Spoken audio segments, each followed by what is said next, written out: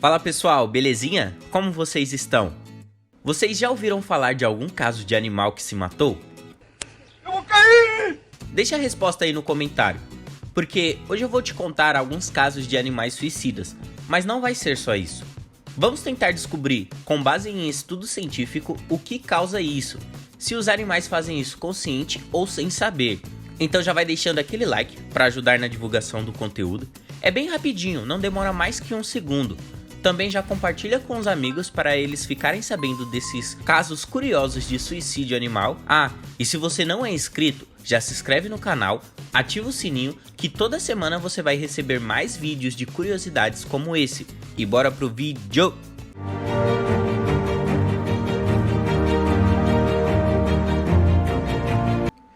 Em 1845, uma história curiosa apareceu nas páginas de um jornal da capital britânica. Contava a história de um cachorro preto que foi descrito como um cachorro fino, de raça, bonito e muito valioso. Esse animal teria se jogado nas águas de um rio, com a intenção de se suicidar, com as pernas imóveis dentro da água, atitude que não é muito comum de um cachorro dentro da água, que tem por instinto balançar suas pernas para não se afogar. E foi comprovado a intenção do cachorro de querer se suicidar, porque toda vez que o cachorro era tirado das águas, ele por vontade própria voltava para lá.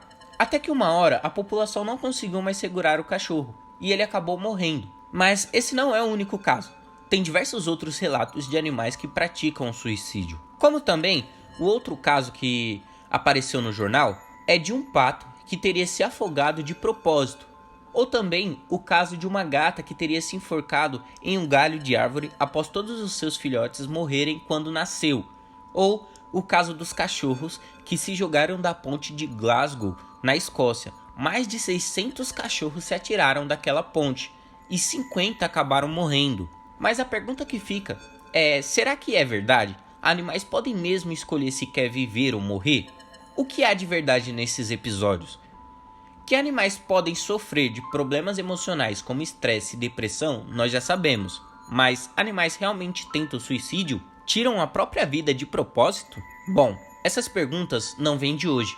Pelo contrário, já são feitas há muito tempo. Diversos cientistas vêm estudando para chegar na resposta dessa pergunta. Por exemplo, há mais de 2000 anos, Aristóteles citou um cavalo que se jogou num abismo, após a revelação de que, como Édipo, ele teria se relacionado com a própria mãe, sem saber. No século II d.C., o estudioso grego Claudius Aelian decidiu dedicar um livro inteiro com esse tema. Citou 21 supostos casos de suicídio animais, incluindo um golfinho que se deixou capturar, diversos cães que morreram de fome após a morte dos donos e uma águia que se sacrificou por combustão na pira do seu falecido dono. O psiquiatra William Lauder, que estudou esses casos, disse que animais nessas condições sofriam de melancolia suicida e descreveu como poderiam ser literalmente estimulados a fúria e a paranoia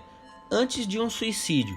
Bom, mais um exemplo de caso é uma edição de 1875 da publicação científica Animal World. Trazia na capa um cervo selvagem saltando para um provável suicídio. O texto dizia: um cervo selvagem, para não ser capturado por seus perseguidores, iria cair nas garras de uma morte terrível. Com o avanço da medicina no século XX, a atitude humana diante do suicídio se tornou mais científica. Antonio Petri, psiquiatra na Universidade de Cagliari, na Itália, é pesquisador do fenômeno e revisou toda a literatura sobre o suicídio animal e concluiu que as histórias como as dos jornais do século XIX não devem nos iludir. Ele analisou cerca de 1000 estudos publicados em 40 anos e não encontrou provas de que um animal selvagem conscientemente pratica o suicídio. Casos como o do livro do grego Claudius Aelian são fábulas antropomórficas, cuja forma aparente evoca seres humanos. Nos casos em que animais de estimação morrem após o dono, isso se explica pela interrupção de um laço social. O animal não toma uma decisão consciente de morrer. Ele era tão acostumado ao dono que passa a não aceitar mais comida de ninguém. O estresse também pode ser uma das causas. Ele pode alterar o comportamento de um animal de modo a ameaçar a sua própria vida. Um exemplo disso aconteceu no Parque SeaWorld, na Espanha, em maio de 2016. Um vídeo que se tornou viral mostra uma orca selvagem aparentemente tentando se manter fora do tanque por cerca de 10 minutos. Dezenas de reportagens afirmavam que o mamífero tentava suicídio. As orcas se comportam de maneira diferente em cativeiro do que em liberdade, o que não surpreende, já que um tanque representa uma fração muito pequena de um oceano.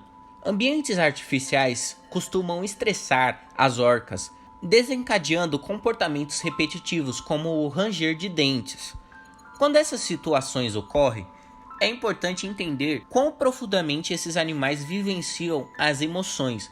Isso pode revelar por que eles podem agir de maneira tão autodestrutiva. King, que é um escritor e pesquisador dessas atitudes animais, já escreveu muito sobre sofrimento animal e suicídio. Vai nos dizer que a maioria desses casos tem algum tipo de intervenção humana, seja caça ou confinamento. Vários animais mantidos em condições traumáticas também vivenciam situações parecidas ao estresse, transtorno de estresse pós-traumático e depressão. Um urso mantido em uma fazenda na China sufocou seu filhote e depois se matou. Isso aconteceu depois de uma dolorosa injeção de um catéter no abdômen do filhote para extrair bile, que é às vezes usada em remédios na medicina chinesa. Os relatos da imprensa sugeriram que ele teria matado o filhote e cometido suicídio para evitar mais anos de tortura. Esse talvez seja outro exemplo de um comportamento não natural provocado pelo estresse e pelo confinamento por longo período. Também pode ser visto como um reflexo de um animal tentando fugir do seu cativeiro. Outro exemplo de suicídio é o suicídio coletivo. Baleias que encalham em conjunto.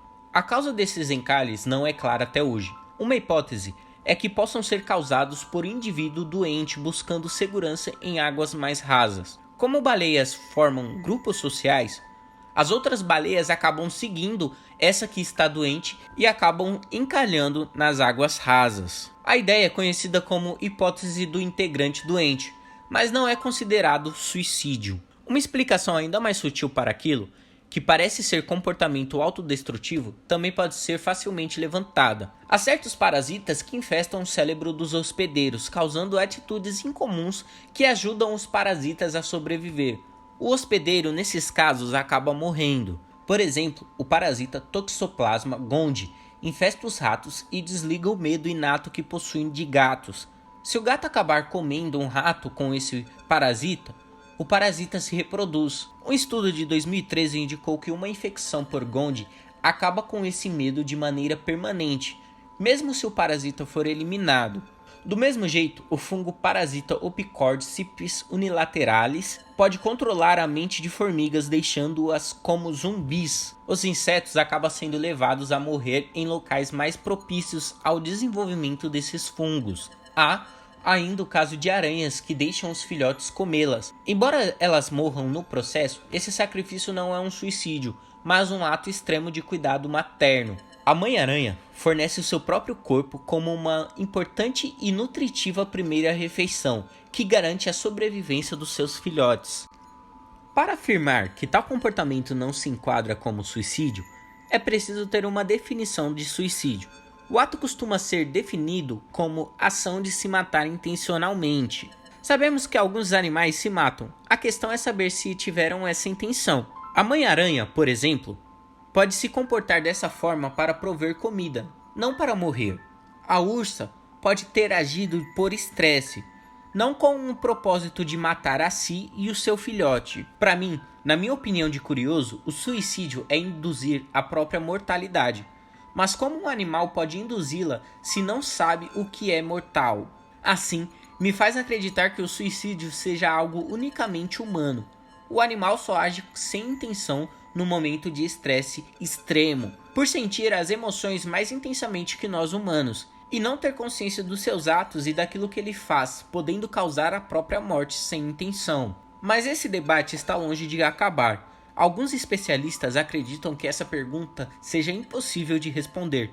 Comportamentos dos animais quando sofrem é visível, mas não podemos saber se é algo intencional ou não. E para vocês, pessoal, o que vocês acham? Eles agem intencionalmente ou não? Deixa aí nos comentários que eu vou ler e responder a cada um de vocês. Bom pessoal, esse foi o vídeo de hoje, espero que tenham gostado. Se gostou, já vai deixando aquele like para ajudar o canal, compartilha com os amigos e já pergunta para eles, com base nesse vídeo, o que eles acham, qual é a opinião deles sobre esse assunto. Valeu e falou!